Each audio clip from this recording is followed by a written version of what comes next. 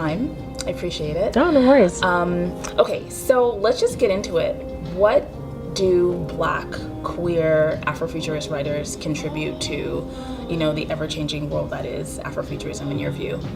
Well, I think in my view that it's not so much that they're contributing anything like substantively different, but as with anything, when you start adding different identities, you get different viewpoints on things, and so there's just a way of looking at the world when you're a queer person, and a way of wanting to include different kinds of relationships and relationship structures, and different kinds of love, even if you're not writing about love necessarily, like just sort of things in the background, and also in the foreground. So like with my work, I made a decision really early on that I was just like, everybody is bisexual. Yeah. Everybody up in here is bisexual, and that's just like the default. And like there may be a few people who aren't, but the default assumption I'm going to with every character that I create is like they start out bisexual.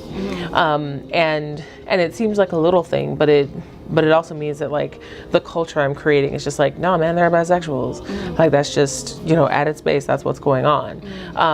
And a few years ago, I wouldn't have said that was kind of a radical act, but now that I have, read a lot of stuff and had a lot of conversations with people, I realize, oh, that is pretty radical. And I'm down with that. I'm down with being radical. Another choice that I make is I'm writing a book set in ancient Egypt.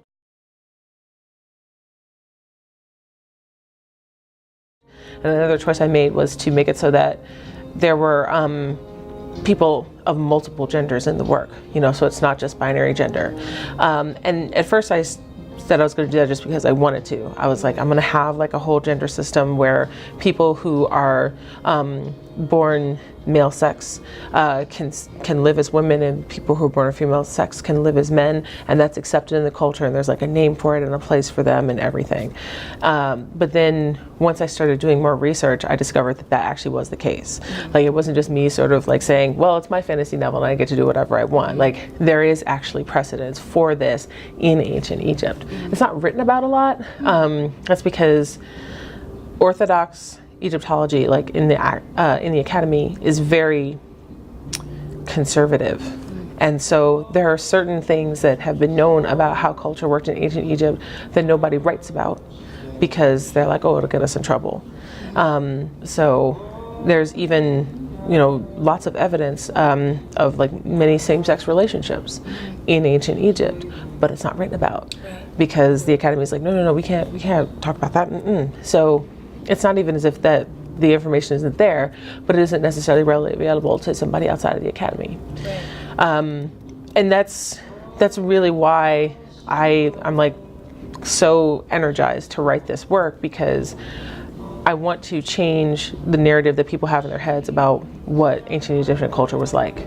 And that includes like changing the ideas in their heads about gender, and binary gender thinking and sexuality and matriarchy and all of that. So, and I think, that definitely comes from my experience as a queer person and my desires to like see people like me represented in published works. So yeah. Thank you on behalf of the readership. Thank you very much for doing that, because I think it's really validating. So I'm new to your work, so I'll just be clear about that.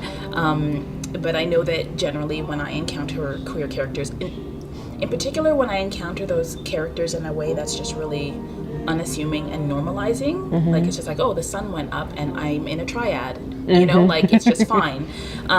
That startles me at first, and then I just sort of exhale into the story, and I was just like, oh, this is a world that has written me in. That's really great. So I really appreciate that.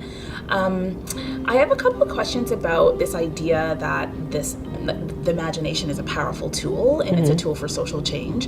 And in my reading, I ask myself, like, what does fiction do to help us problem solve, the current political climate? I mean, I live in Canada, you live here, we have sort of different issues, but they're not that far off. And Canada looks to the South, and unfortunately is taking hold of some of the examples that we've seen, and always has, right? And so, what does your writing contribute to the ways that our world can change? Like, how do you see that translating into political action if you do? Well, I am of the opinion that narrative is one of the most powerful human constructs that we have. And it's because we've been telling ourselves stories since we became conscious, sentient beings. We've always been giving ourselves narratives. And, the narratives that we have, they can explain, the world in a macro sense, but they also explain the world in a micro sense. They explain like how we're supposed to relate to each other, and how we're supposed to relate to people who aren't us, who aren't in our tribe. And because narrative is so powerful, it can be used for good and for bad, right?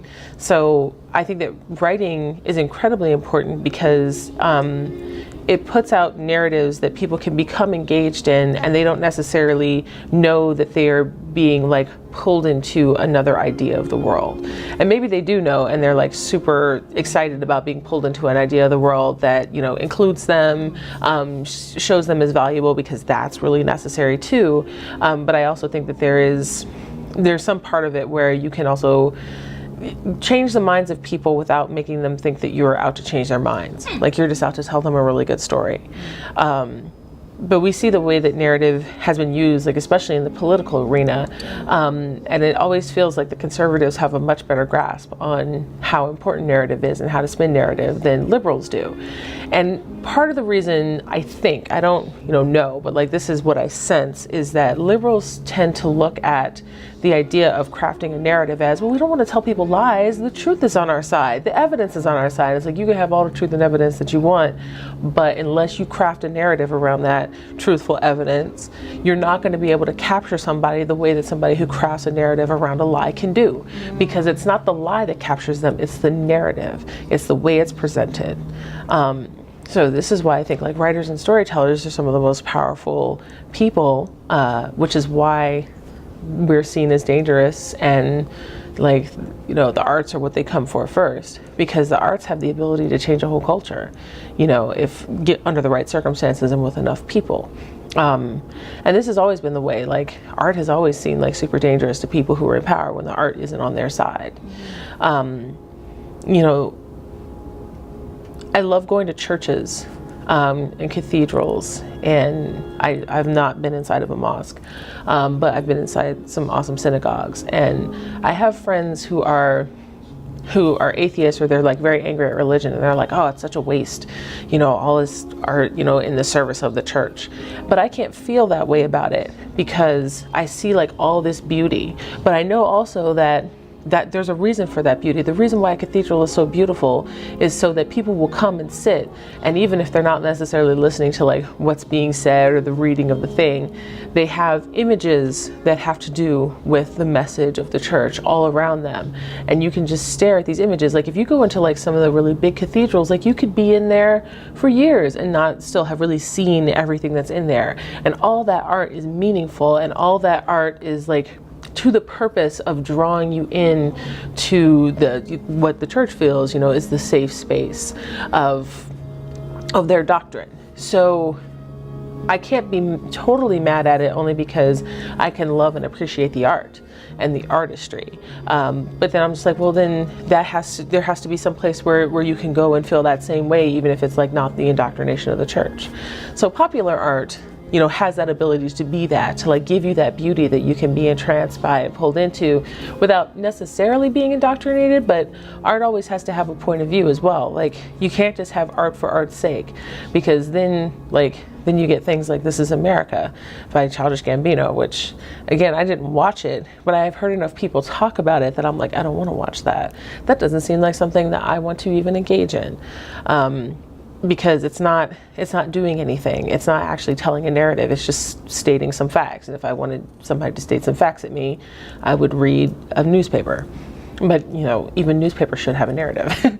So yeah, like that's really like the thing that I have been sort of not doubling down on, but like really miring myself in the past few years, like trying to figure out like how do you get across that we need to use narrative in order to help people understand our point of view. Because it's not telling lies. It is, it's just giving people a way to understand the thing that you want them to understand. And whether you have to tell it to them in a fictional context in order for them to understand the real world context, that's okay. Even though like it also like can feel like manipulation, it's like, look, well, they're being manipulated anyway. But if you're giving people a narrative that allows them to see other people as human, to see other groups as worthy of the same respect as themselves, then I'm okay with manipulating people into being better people. I'm okay with manipulating them to have a more open mind and be more accepting and to be more tolerant of folks who are different from them, who are not out to harm them.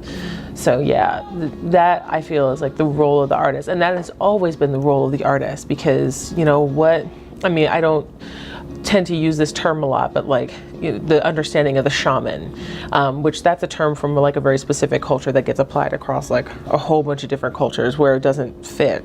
But like that shaman archetype of the person who goes deep into themselves and also deep into the world of the ancestors, in some cases, or the other world, or the world of dreams, and they bring back the messages from that world to deliver to their tribe. That's art. Ooh, this is nice and wide.